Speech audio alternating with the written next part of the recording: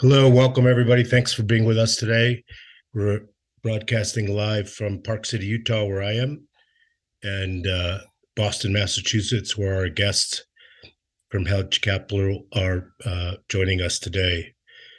So, with that, don't forget to post your questions as they come to mind. And welcome and thank you for spending your time with us this afternoon. Oleg, am I Yeah, handing it to you? I'll actually kick it off, Arthur. Okay, Appreciate okay, that, Chris. and Yep. excited to be presenting to the Bavelas group and the Family Office Insights community today.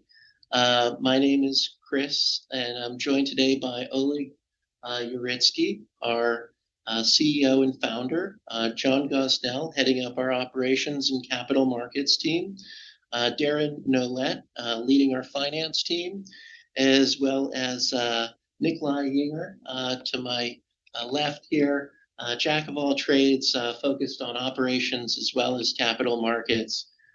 So by way of agenda, first we'll provide an intro to Helge Capital. Oleg will provide an overview on our history, who we are, what we do. Second, we'll offer a brief outline of the Boston Metro multifamily market, why we like it. Then we'll jump into Revere specifically, and talk about why we're so excited about that particular area of the Boston Metro. And then finally, we will go through our current development and value add multifamily investment opportunities, for which we are raising equity today. And just, we just love to mention that we're looking forward to getting to know many of the offices on the call today, and would be delighted to schedule personal follow-up calls with you if our strategy sounds like a good match with your investment priorities. So I'll turn it over to Oleg to talk about Helge.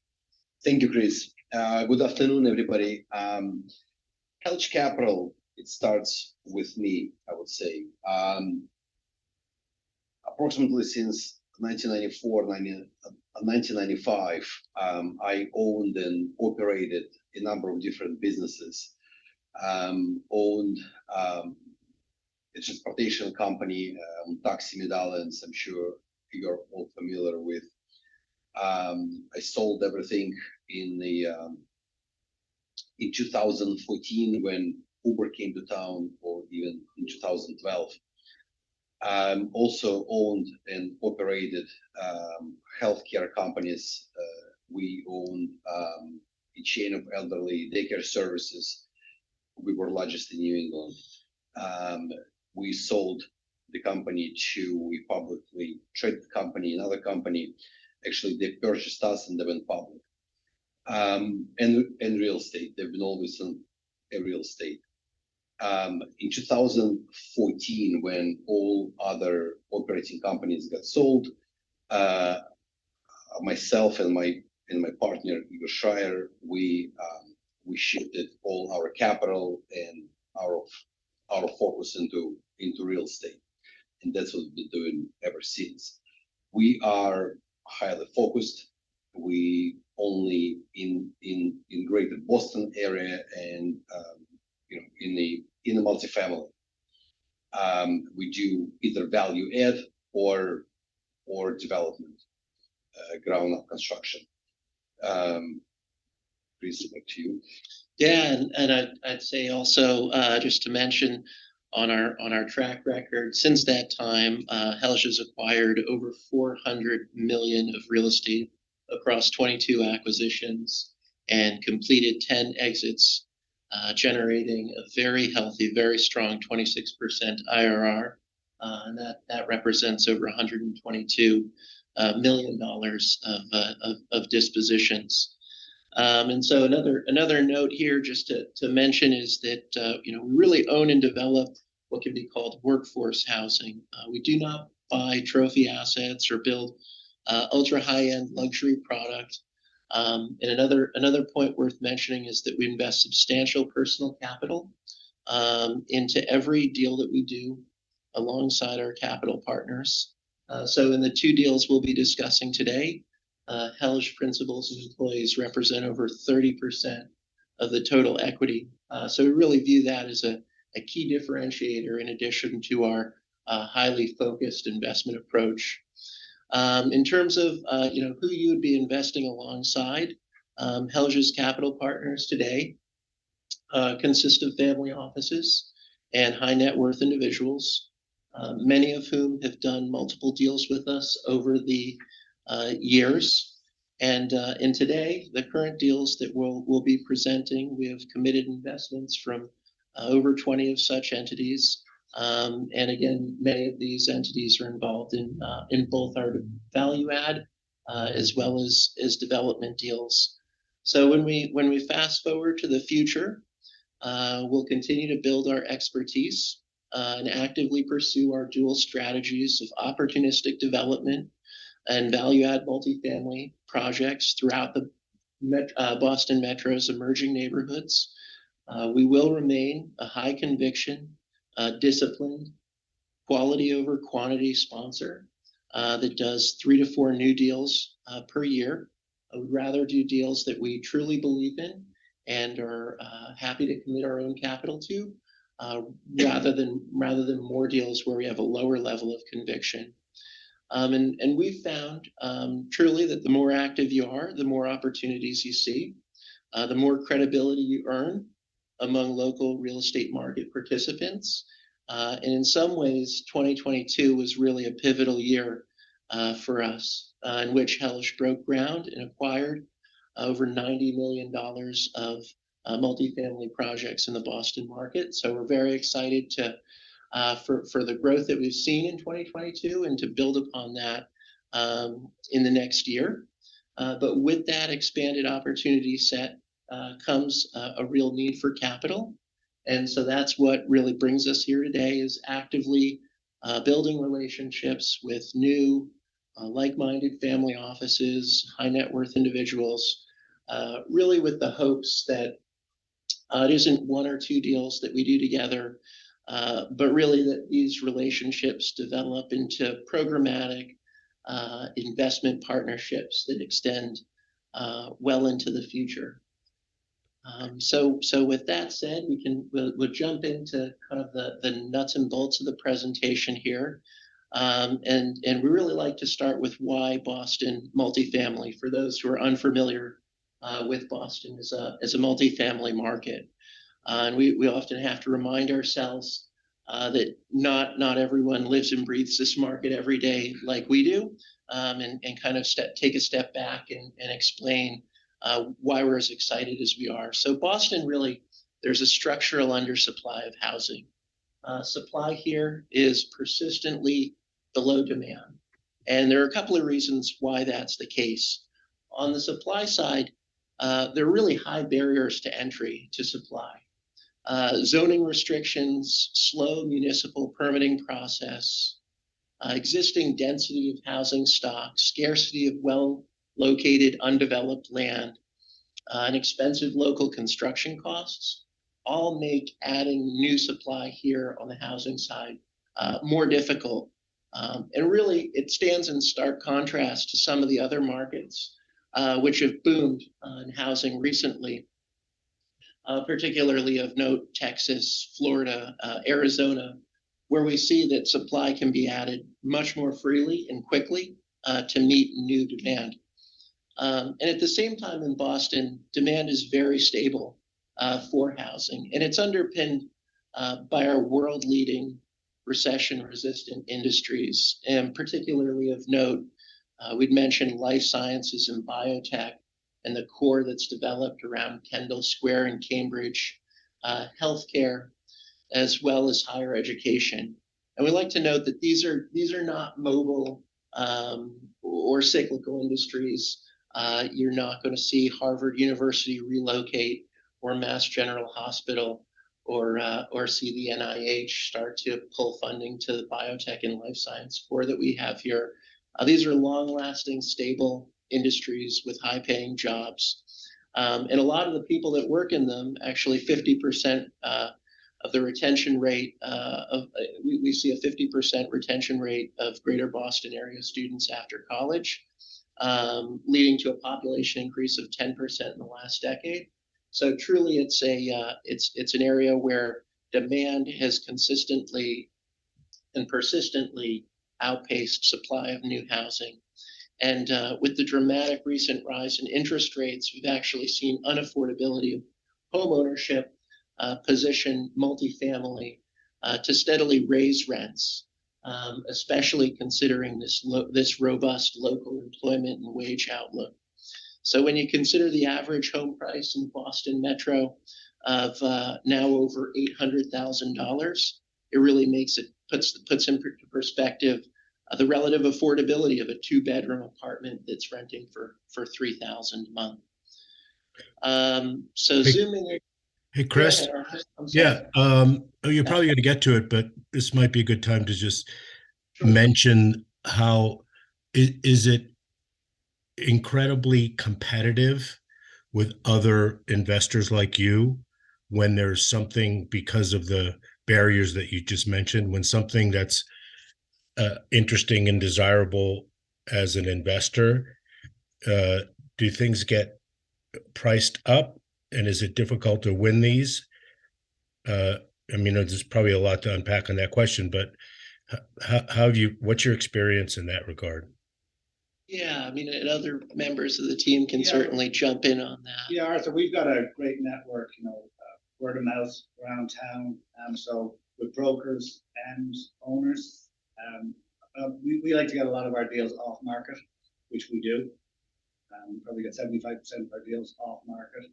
So that's certainly helpful. Yeah, that's exactly the point that I was going to hit on, Arthur, is that I think that our local on the ground presence here and our network and really the credibility that we've built in executing deals over the years has led to when brokers are thinking about who's a real buyer for a particular asset. Yeah, you can actually close, right? Us, Yeah. because they know we can close the deal and that we're not we call it, we're not tourists in this marketplace. This is all we do. We're exclusively Boston. We're exclusively multifamily. And so that level of focus, I think, sets us apart and allows us to win some of those more competitive processes because really understand the details behind what goes into an offer.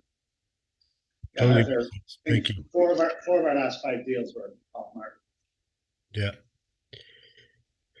Oh, well, look, I'm just an investor, so the ability to close goes a long way. If someone's willing to pay 5 or 10% more, but you'll never see the money, what good is it, right? Yeah, that's a great point. And I think that on one of the deals we'll discuss today, our most recent value add project, our ability to close and actually close very quickly was a key differentiator that allowed us to win that deal. And our creativity in that process, really led by John and Oleg, led to that deal coming into our portfolio as opposed to someone else's. And we're really thrilled about it, as you'll hear. What's the Um, what's yeah. the impact? I'm from New York City, so it's a whole different animal, and I'm not familiar with your area. But has the lack of desire to go back to the office impacted the demand for workforce housing or multifamily, or is it just, as you mentioned, pretty consistent, independent of the commercial real estate, business office? Yeah, that's an interesting question. I think that at least on the value add project that we'll discuss, it's a project that has 72 very large, very spacious 2-bedroom, 2-bath units with storage, washer and dryer, outdoor space.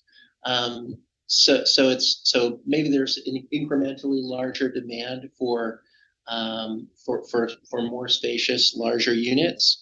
But I mean, if you think about the underlying drivers of employment in the Boston area, I mean, it's higher education, it's hospitals, it's biotech, it's life sciences. It's really not things that you can do from home very easily. Yeah, You good need to point. Yeah. lab to discover new medicine. You need to be in hospitals to treat patients.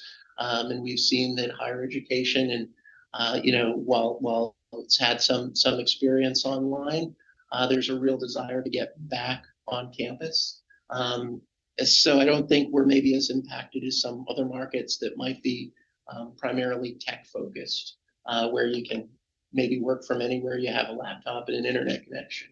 In fact, Arthur, to add to Chris's point, Bennington, which Chris will be covering, in a while, we added dens to a lot of our units to facilitate exactly what we're talking about.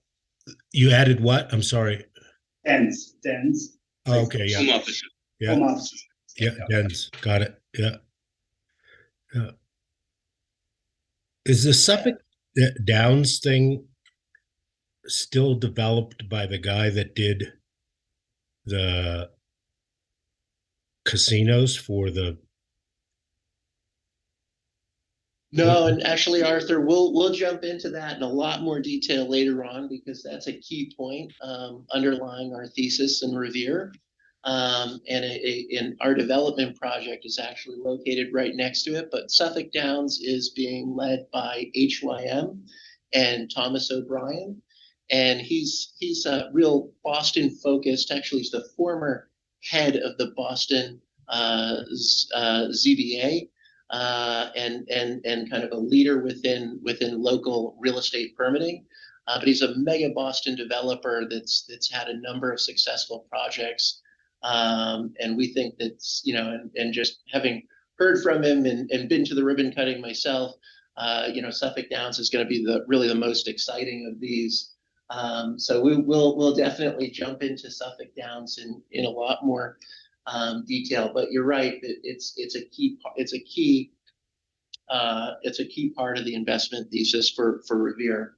And it kind of leads us to the next point: is why do we invest in Revere, Chris? If you will. Yeah. So Revere, I mean, it really comes down to location, as it often does in real estate. But we see Revere as a key part of the Boston metro.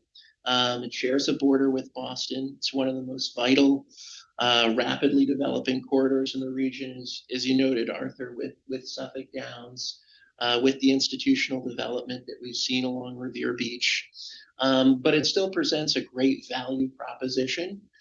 So as urban rents have continued to skyrocket in places like the Seaport, Back Bay, Fenway, young professionals who are working in these jobs in higher education, biotech, life sciences, they're increasingly seeking relief in places like Revere. So we actually look at the 2020, 2030 projected population growth in Revere is close to 11%. It puts it among the fastest in Boston metro communities. And if you look at it in terms of real numbers, it reflects 3,000 additional Revere households by 2030. And so when we look at the supply pipeline that's coming on, it may appear impressive, and certainly there is a lot going on, but apartment supply still really vastly lags demand. And so we think there's a lot of runway for both additional development as well as room on closing that gap between a Boston and a Revere rent. So we kind of hit the highlights on Revere. It's a transit-oriented community. The MBTA Blue Line, it offers direct, reliable access to downtown Boston, and it runs right through Revere with multiple stops. And it's, I know if you've read the news specifically in Boston, some of the lines have been closed down recently for repairs and renovations. The Blue Line's very reliable historically. It's actually been invested in very heavily by the MBTA. So the Wonderland Blue Line station was recently renovated to the tune of, I think, close to $50 million. And then stations at Suffolk Downs and Beachmont, both adjacent to the Suffolk Downs development, they're going to be enhanced and be incorporated into real retail squares, retail plazas. So both of those stops that you see on the map next to next to Suffolk Downs. But in addition to just the public transit, Revere also, just by virtue of where it's located, it offers very convenient auto access to Boston, to the Cambridge job centers, as well as folks who work on the Route 128 job centers north of Boston, places like Burlington or Waltham.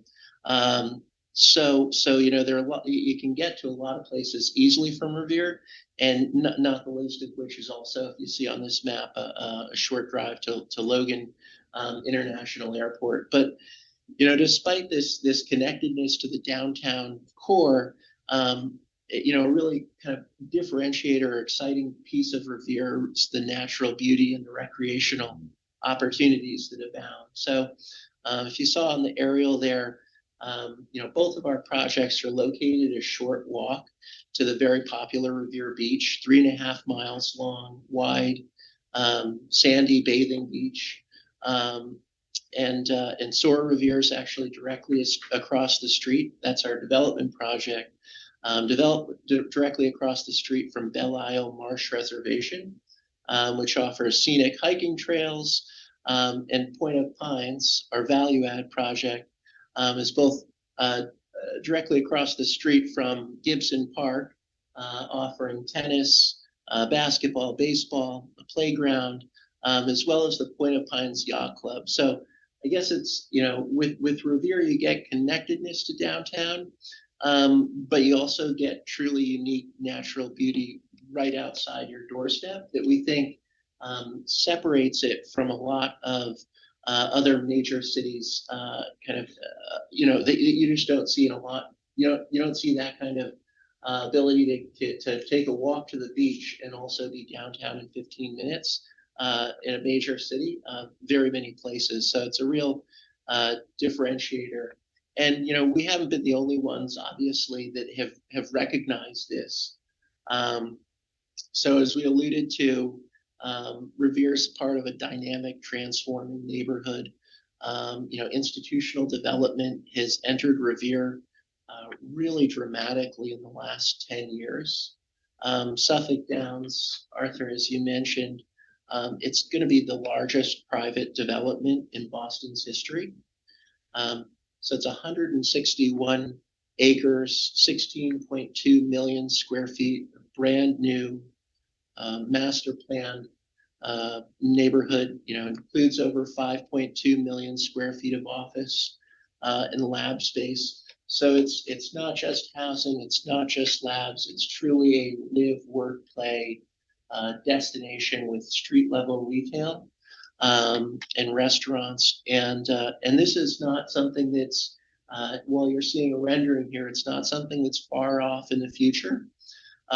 It's under construction. It broke ground last summer, and we'll start to see the next jobs there in the next couple of years. So really, Suffolk Downs and its importance to Revere and Boston Metro in general can't be overstated. Yeah, it's beautiful. It's really impressive. I was on site there for the ribbon cutting, the groundbreaking this past summer, and it's a truly expansive space to be located so close to downtown Boston. And take note how close it is to our project Sora Revere. Yeah. Yeah. It's a great point. And then on a more local level, we'd also highlight Gibson Point and the development that we see going on there, which is just directly next to our value add project. And the developer there, and it's a similar story to Suffolk Downs, very experienced, very long time developer called Redgate. They did a number of successful projects on Revere Beach, which have since sold for record high price dollars per unit. And they've actually moved north, right to where our value add project is located. And so this project just broke ground in the summer of 2022 as well. 291 units of multifamily, ground floor retail and restaurant. So in both cases, the deals we'll talk about today are very well positioned or located just a stone's throw away from large, brand new institutional developments. And so, you might be thinking that this is competitive, and we do get that question a lot.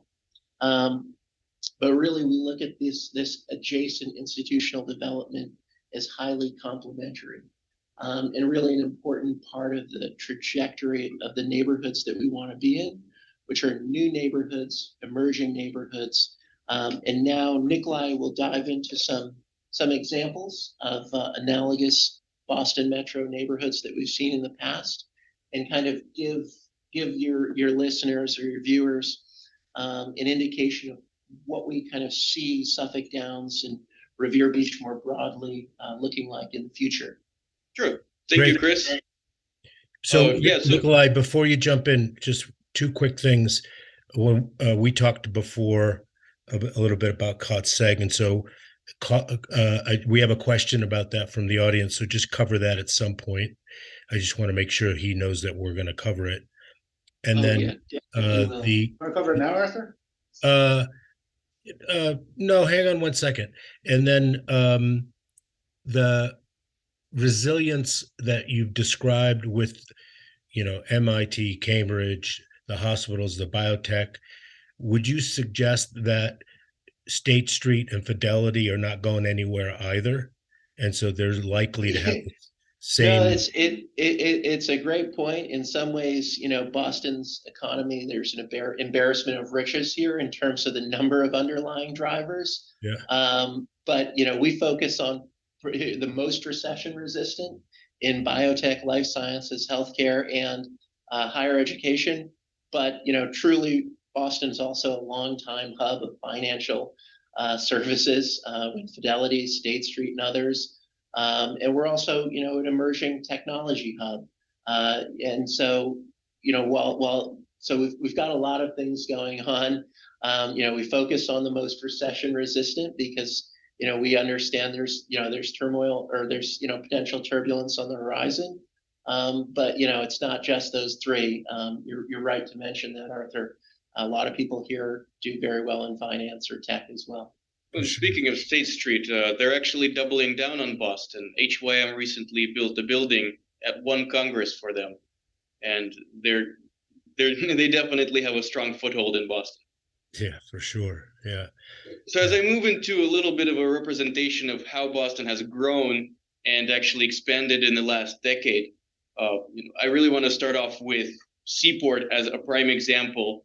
It's located very close to Boston.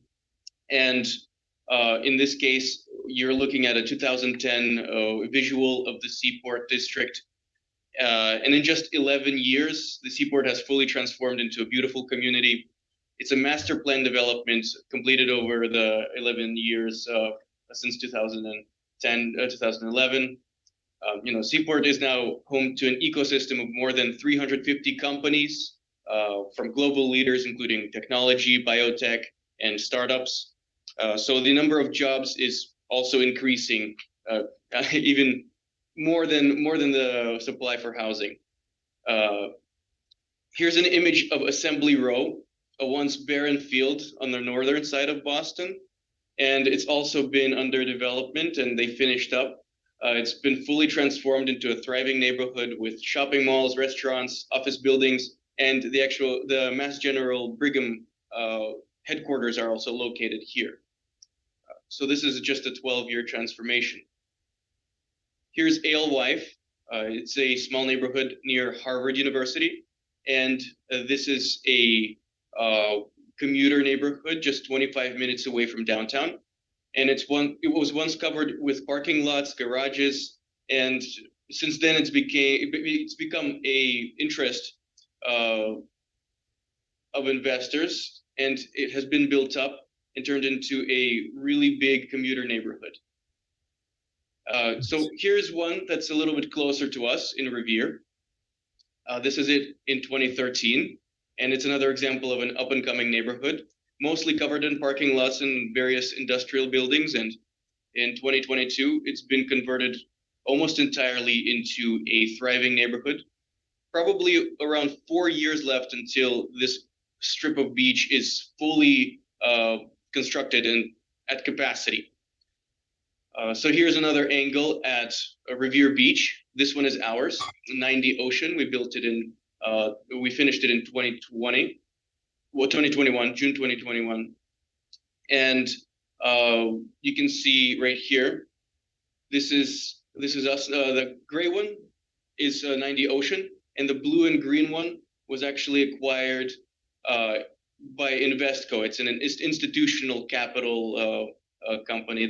They've acquired it at a premium, and it really underlines the fact that we're an institutional capital adjacent investor, and we're looking at opportunities in these up and coming areas. And we can cover a little bit about 90O as a case study. We built it for just over 25 million, and just recently it was valued at $37.5 million.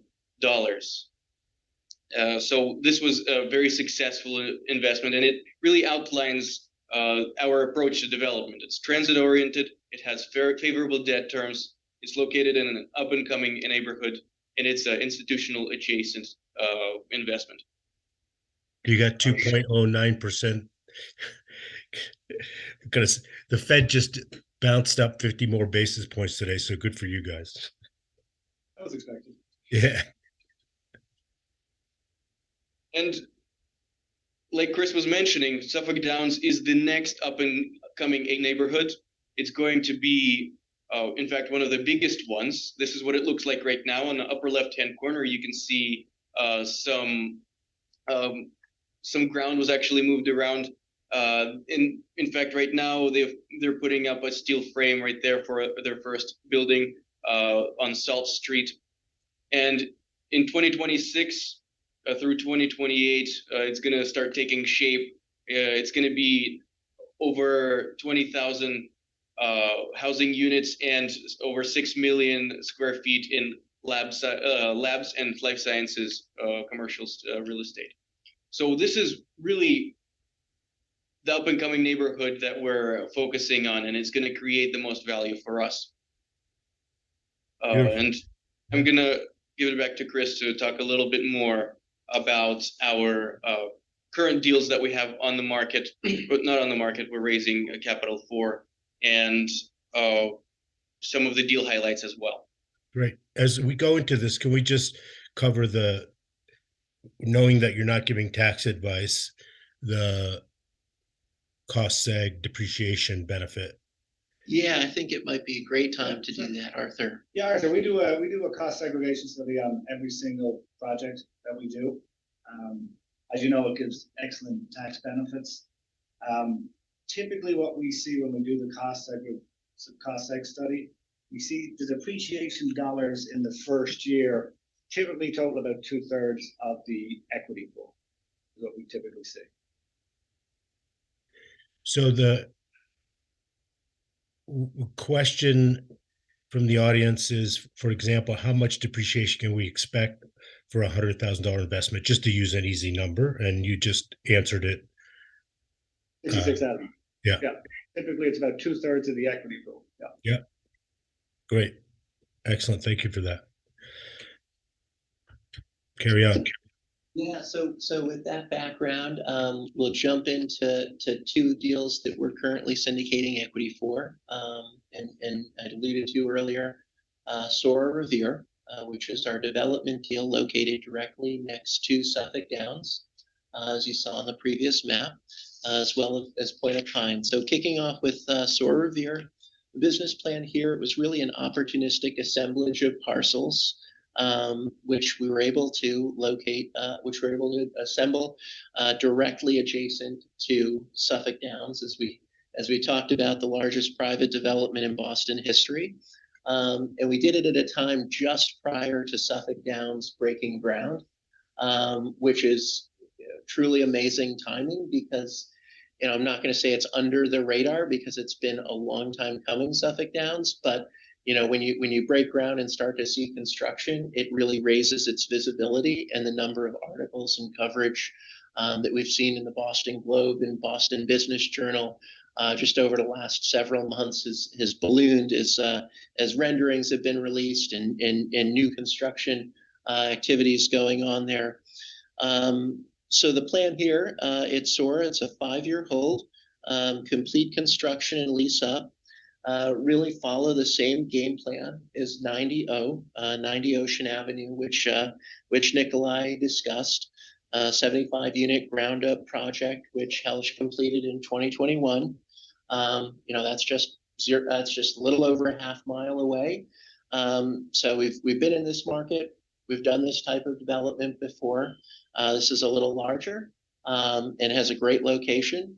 So we're thrilled to be working on this really extremely rare parcel where you can walk to both Transit as well as Revere Beach. It'll be 114 units when it's completed. Because it's located in Revere and not just 500 feet away in Boston, it'll be 100% market rate. So there's no affordability requirement on this new development. And we acquired it. It's been contributed to the development at a discounted permitted land cost basis of $60,000 a permitted unit, which we think is extremely attractive for investors, as we've seen other transactions recently closer to $70,000 a unit. And I really want to note here, construction now is well underway. So this is a closed deal. It's not something that might happen. It's something that's happening now. It broke ground this past summer. And it's, you can see here the development progress that's ongoing as we speak. Folks on site doing the hard work to get this building up. So it's really a great time to come into this project as we close out the equity raise. And just hitting the highlights on what attracted us here. SOAR Revere, 93 Bennington Street. It's a 4-minute walk from the MBTA's Blue Line stop at Beachmont, which will be entirely redeveloped in connection with Suffolk Downs. It's a 15-minute ride into downtown Boston. It's the same easy auto access to Boston and Cambridge we talked about earlier. This location in Revere, it's just a short walk to Revere Beach.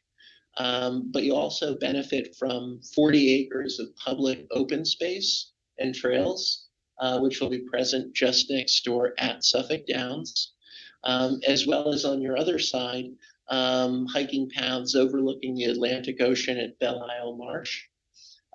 So truly, it's a place you can walk to the train, be at your job in 20 minutes in downtown Boston, and go for a hike or a swim after work, which we think is pretty compelling. And at the same time, the underwritten rents that we've got in this particular property are really substantially below comparable rentals in downtown Boston. Looking at the numbers, we're $1,000 a month less for a 2-bedroom compared to Boston. In terms of, what does that mean in real dollars and cents? That's approximately $3,300 a month here at SOAR Revere versus $4,300 in downtown Boston. And again, it's worth noting that 100% of the units we build here are market rate units. And if this project were just located 500 feet south in Boston, it would have been subject to an affordability requirement of 13%. So really that market rate component truly allows us to capture future upside to rents. And that's a great segue to the fact that over the next 5, 10, 15 years, as Suffolk Downs comes online, as units are built, as lab space goes up, as retail squares are established and populated, and as Suffolk Downs becomes one of the neighborhoods that we see, as Nikolai highlighted, throughout Boston Metro, the upside here on rents is tremendous. So it's a closed likely deal. to increase, yeah. Yeah, it's a closed deal. It's under construction. Those photos are just from last week. So we're thrilled to be underway there, but do have some room, as we'll allude to later, in the equity raise. And the other deal that we're fortunate to close in September of this year is Point of Pines. It's 190 North Shore Road. It's in the northern part of Revere. This asset, it's a very straightforward value add business plan. It's a process of marking below market leases to market and completing a property-wide renovation program to enhance cash flows. Again, because it's in Revere, it's 100% market rate, 72 units. We model a 5-year hold, which allows us to complete a renovation program with all 72 units and common areas. And just like the construction you saw underway at Sora Revere, our asset management team's on site as we speak, completing the 2nd through 4th unit renovations. So our first unit's been renovated. We have 3 more expected by the end of the year. We're looking at a 2-year schedule to renovate all 72 units, 3 units per month, 45 days of downtime. We look at that as very conservative based on our historical experience operating this type of value add project. So as I mentioned, first unit's been renovated, and the Matterport tour is live. So I'd love to, share that with any investors who are interested in seeing exactly what we're doing. But it's informed. The types of renovations that we make are informed by our experience at 9DO. And so, John could get into it in great detail, but it's really kitchen countertops, tile backsplashes, bathroom mirrors and vanities, shower tubs and tiling, new flooring, new paint colors, enhanced lighting throughout. So while you might say it seems cosmetic, we found these improvements really make a tremendous deal in the look and feel when you're bringing a new prospective tenant through the space. So with that said, in-place rents here are $2,300 a month today. They're really substantially below comparable properties, which we look at as closer to $2,600 or $2,650, which is indeed where we saw the most recent trade outs at this very property without any updates at all. You might say, we anticipate the question of, why is the rent so far below market? Can that truly be the case? And the fact is, this was really a geographic outlier for the family office, from whom we acquired it opportunistically. So they really operated this asset for 100% occupancy rather than pushing rents as high as it could be. Their assets are primarily located south of Boston.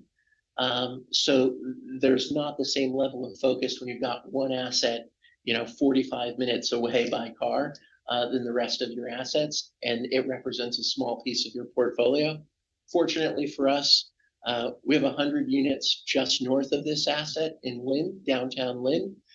We have 75 units just south in Revere Beach. So this is directly core to our operating portfolio, and we can be laser focused on improvements operationally, on the leasing side, on the marketing side, and really on executing our business plan there. So as I said, we underwrite post renovation rents here of around $2,900 a month. We fully expect to achieve that. We think it's conservative. It's still a substantial discount to Revere Class A. That as you saw previously is closer to $3,300 a month. So our goal is not to close the gap completely with Class A, but really to bring this to a level of Class A minus for a prospective renter that truly values spacious apartment living with outdoor space, without necessarily paying for all of the bells and whistles of a public exercise room or a public pool in the lobby. Yeah, but also I noticed there was terraces, so that's a plus. And how does it work when someone's about to go off lease? Then you renovate that one because it's 100% occupied now. Yeah. So John has this down we do it detail. strategically, right? So 72 units. On average, you've got 6 months that are expiring. So we'll renovate 3, as Chris pointed out, and then we'll negotiate with the other 3 tenants, the 3 highest paying tenants of the 6, and we'll negotiate the rent to market levels pre-renovation to about 26.50, and we'll sign 3 of the tenants up, and we'll expire 3 of the leases. Yeah, totally makes sense. Okay. Couple quick things before we run out of time. You show hold periods. Have you traditionally held to those hold periods and not recapitalized and hung on to the property so you could take the money off the table, or how do you guys view that? Yeah, so I think our hold periods historically have been somewhat shorter than the 5-year holds that you'll see targeted for these assets. And part of that's a conscious pivot that we made to be a longer term holder of our assets for cash flow and appreciation. And so we really think, specifically in the deals we're doing today, there's just a lot of upside that we need at least a 5-year hold to achieve. And it may be that opportunistically there's a refinancing event that occurs inside of that and takes some of the equity off the table and results in a longer hold period. And we're always monitoring the capital markets for those types of opportunities. But we're not a company that wants to do a lot of deals very, very quickly that we don't necessarily believe in. We want to do fewer, higher conviction deals in areas where we see a really long runway of growth. So yeah, I think Arthur, a great example of the refinance is the Gross One portfolio. We acquired 100% interest in that in March of 2017. We did a $11 million refinance March of 2019, and then we did a $19.7 million refinance May of this year. So yeah, totally makes sense. So that's based on the capital was 22 million. So we refinanced almost 31 million. Great. There's equity, since these are underway, totally engaged. There's equity room in both of them. Yeah, so that's a great point, Arthur, and I wanted to hit on that and make sure that the investors listening are aware of it. So in terms of Sora Revere, the development next to Suffolk Downs, we do have some room remaining. Just 14% of total equity, or 2.4 million, does remain available for investment today. So that's 2.4 million out of 17.1 million total equity in a total project of $60 million. So certainly have room on the development side, and also have some availability on the value add project Point of Pines. We've got just over 22% of total equity remaining today, or 2.6 million. Out of a total equity check of 11.7, and a total project size of just under 31 million.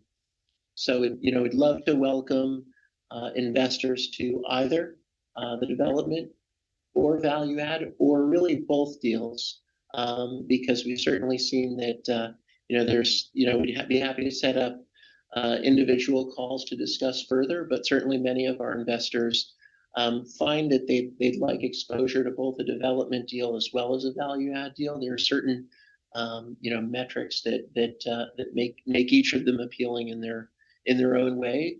But would also we'd note that in terms of those equity figures that I mentioned, they both include that Helge is over 30% of the equity, which would be co-investing directly alongside any outside capital partners that would come into these deals. So, we do have significant skin in the game. Yeah. The skin in the game is incredibly important. Believing in our own deals, believing in the markets in which we operate, And so, and that's why we try and go into the level of detail that we do, is because this is, these areas and these assets, this is our key focus. You won't see us go out and start investing in another geography, or suddenly say we want to be investors in lab space or retail space. We really pride ourselves on our focus and our level of commitment to the deals that we do. So would welcome new investors Also, alongside just us. just to continue on Chris's point there, we only manage what we own. We do not manage outside properties. We're vertically integrated. That's an important point. Yeah, but we're fully concentrated on what we own. So what's the a couple of risk questions? What's the resilience of the projected rents on a prolonged recession? Have you done scenario planning on how much you guys could take before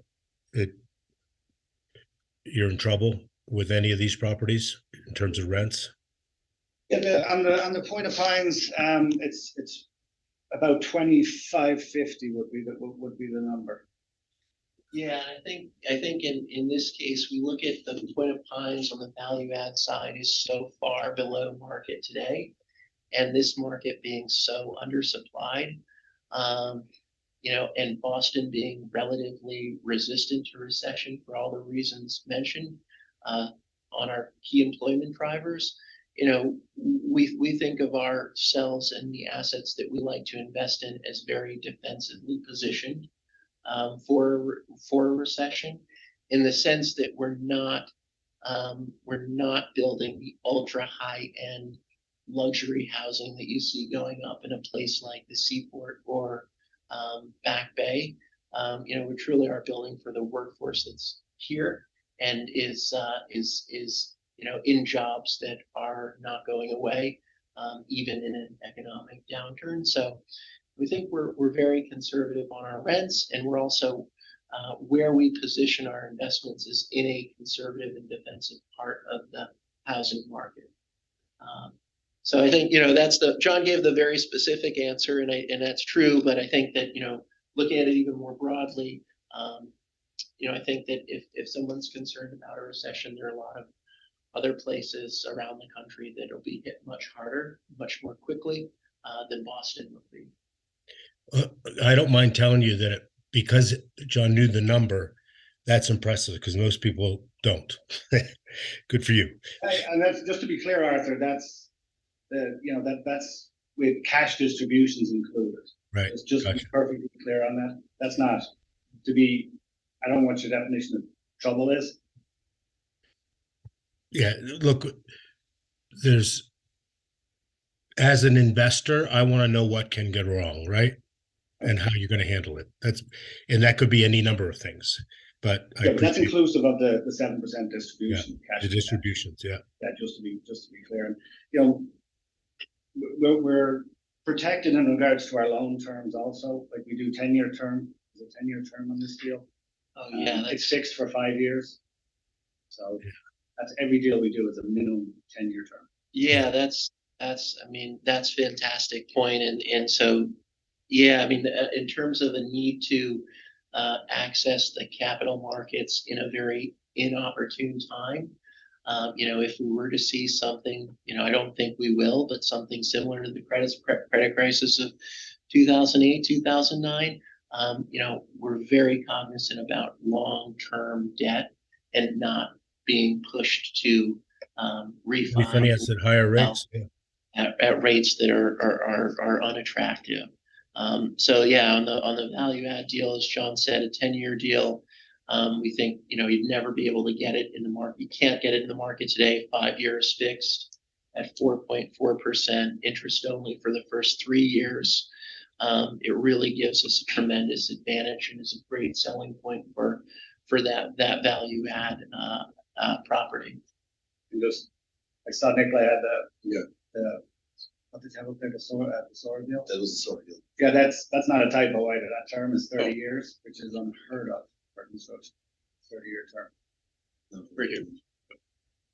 So in deference to the group, we're right up against time. But I will tell you, there's a bunch of questions that you're going to get. You can answer directly to the people who ask them. Yeah, I love that. Post Great. webinar. But this has been super helpful. Nice work. For me, it's just, I look at things as an investor because that's what I am. But the focus on a region or an area, and people say location, region. It really has sometimes it's a little disconcerting when you're writing a $5 million check to a big institutional investor and you have no idea where the money's going and whose expertise from some business school graduate that's done an analysis and has no experience. So how about that for pain that I felt? So super grateful to the group here. We're going to do this again on the 22nd. So be sure to tune in or invite your friends that would benefit from hearing this. And then we're going to put everybody direct contact with, by the way, what's Helge mean? I think it's my name in Slavic or whatever. That's perfect. It's really not much to the name itself. That's okay. Years ago, so the name. It's good to know. So thanks all you guys for doing this. Really appreciate it. Nicely done. We'll make sure you get in touch with everybody, and then we'll see you again next week. Thank you, Arthur. Yeah, looking forward to more conversations and looking forward to seeing the questions come across. Yeah, thank nicely done. And thank you all for attending today. And as I always say, thank you for sharing with us the only thing you can't make more of, and that's your time. Till next time. Thank you, guys.